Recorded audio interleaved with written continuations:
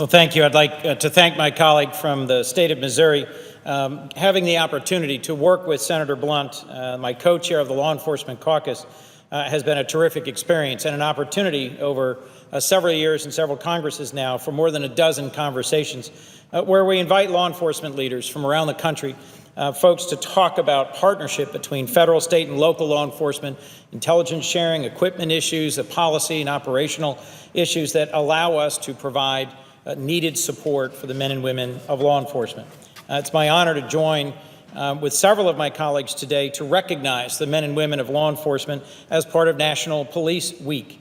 Together, we offer our gratitude, our support to the men and women of law enforcement and their families who together support our communities. It is only May, yet my home state of Delaware has already been reminded of the tremendous risks and great sacrifices made by law enforcement officers and their families. In February of this year, Lieutenant Stephen Floyd of the Delaware Department of Correction was killed on the job in a prison riot in Smyrna at the Delaware Correctional Center. He was a 16-year veteran of the department and left behind his wife of 28 years, Sandra, his children, Candace, Stephen Jr., and Shavante, and 2 grandsons. And just last month, Corporal Stephen Ballard of the Delaware State Police was senselessly gunned down investigating a suspicious vehicle. Corporal Ballard had served with the Delaware State Police for 8.5 years and left behind his wife, Louise, and his daughter, Abigail. Delawareans are still grieving for the loss of both of these brave men in the line of duty. As we recognize the entire law enforcement community from across our country during National Police Week, we should honor their sacrifice by serving them as well as they serve us. This week and every week, we must do everything we can to honor our obligations to fallen heroes and their families. In the wake of these losses in Delaware, I'm committed to continuing to work with my colleagues across the aisle and across the country, like Senators Klobuchar and Cornyn and Senator Blunt, to make sure our officers have the resources they deserve to do their jobs and to come home safely at the end of every shift. That means continuing to champion programs like the Bulletproof Vest Partnership, which literally saves officers' lives. Delaware knows the importance of this long-running program all too well. 2 of our Delaware Capitol Police officers who were shot in the line of duty survived due to bulletproof vests provided through this vital and ongoing federal-state partnership. I'll also continue to work here in the Senate with colleagues to reform the Public Safety Officers Benefits Program to make sure the families of officers who lose their lives or are permanently disabled in the line of duty receive the benefits they deserve. Chairman Grassley, who has just joined us here on the floor, is one of the lead co-sponsors of this bill, along with Senators Hatch and Gillibrand, and Senator Klobuchar is one of many co-sponsors.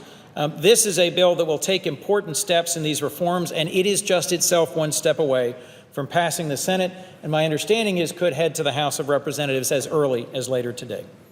Of course, Mr. President, our commitment to serving the men and women of law enforcement has to extend beyond the patrol car and the police station. Building and maintaining trust between law enforcement and the communities they serve is essential to preventing and reducing crime and keeping officers safe. That's why Senator Blunt and I have both taken steps to encourage the strategy of community policing that helps officers do their job more effectively in partnership with local communities.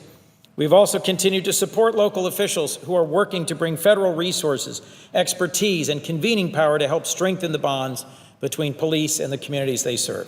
In light of all these efforts, we can't let ideology or partisan politics in this chamber prevent us from doing our jobs in support of law enforcement. We will have failed those who serve us if we do so. We have to move forward in a bipartisan way to improve and invest in officer safety. That's why I'm proud to stand with my colleague and partner from Missouri as co-chairs of the Law Enforcement Caucus. The mission of this bipartisan group is simple: to bring law enforcement, community leaders, issue experts, and Republicans and Democrats together to share ideas and generate solutions to the challenges facing state and local law enforcement. We've hosted more than a dozen briefings and events, and now more than ever, Senator Blunt and I are committed to this mission. Mr. President, we're on the floor today to honor women and men like Corporal Ballard and Lieutenant Floyd from Delaware, who put on the uniform and the badge every day, not knowing whether they'll come home at the end of their shift. We're here today for their families, whose sacrifice and burden is heavy. When I attended Corporal Ballard's moving memorial service earlier this month, the most powerful speaker among many was his widow, Louise. She stood up, stood tall, and with a smile on her face, thanked the 3,000 officers from 36 states across the country who'd come to stand in solemn procession and honor Corporal Ballard's sacrifice and pay their respects. Louise Ballard said, quote, "This is my Stevens victory, when I get to see men and women from all over the country who every single day get up and do a job that's hard, a job that requires heart. Few jobs, Mr. President, are as hard or require as much heart as patrolling our streets and protecting our communities. This week, together, we honor the service and sacrifice of those law enforcement officers whose names have been added to the National Law Enforcement Officers Memorial this year, and the hundreds of thousands, even millions, who even today, even tonight, will be on patrol, keeping our communities and our families safe." With that, Mr. President, I'd like to yield to the chairman of the Senate Judiciary Committee, my colleague from Iowa and partner in legislating in the interests of law enforcement.